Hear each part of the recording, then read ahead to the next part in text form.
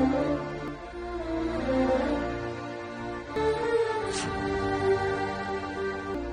கையால எப்ப சாப்பிட்டேன் இல்ல சாப்பிட்டுருக்க வயசுலயே பாட்டி வீட்டுக்கு அனுப்பிட்டீங்க. ரொம்ப நாள் ஆசை. வீட்டுல நடக்க போறதில்ல, எங்கேயாவது நடக்கட்டுமே.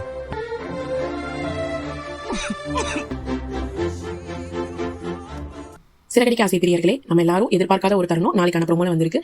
என்னன்னா, விஜயா கையால முத்து வந்து சாப்பிடுறாங்க. இது எங்க நடக்குதுன்னு பாத்தீங்கன்னா, விஜயா வந்து டாக்டர் பட்டு வாங்கணும் அப்படிங்கறக்காக சமூக சேவையெல்லாம் செய்யறாங்க அப்படின்னு வீடியோ எடுத்துட்டு இருக்காங்க இல்லையா. அந்த மாதிரி கோயில்ல வந்து விஜயா அறக்கட்டளை சார்பா வந்து அன்னதானம் நடைபெறுது அப்படின்னு சொல்லி கோயில்ல இந்த அன்னதானத்தை வழங்குறாங்க.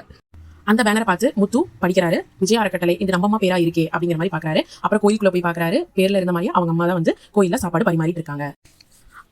அம்மா வந்து சாப்பாடு பரிமாறிட்டு இருக்காங்க அப்படிங்கறத பார்த்து முத்து வந்து ரொம்ப சென்டிமெண்டலா என்ன பண்றாருன்னா, அன்னதானத்துல கலந்துக்க போறாரு. கடைசியா ஒரு சேர்ல போய் உட்காராரு.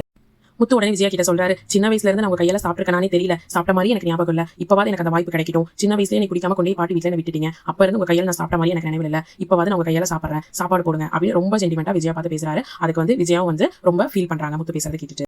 சாப்பாடு வச்சுட்டு திரும்புறாங்க. உடனே வந்துட்டு முத்துக்கு இருமல் வருது. அப்ப விஜய தனியா அறியாம முத்துவோட தலையில தட்டி கொடுக்க வராங்க.